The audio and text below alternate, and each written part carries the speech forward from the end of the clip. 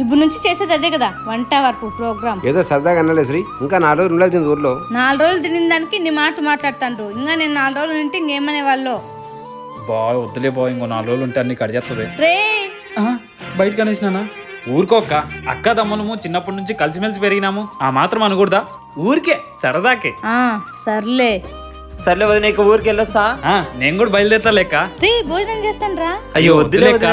రే 5 నిమిషాల్లో చేసి పెడతాను, ఉన్నాను రా. సర్లే వదిన, పోయి చేయండి తొందరగా. సరే తొందరగా చేసేస్తాలే.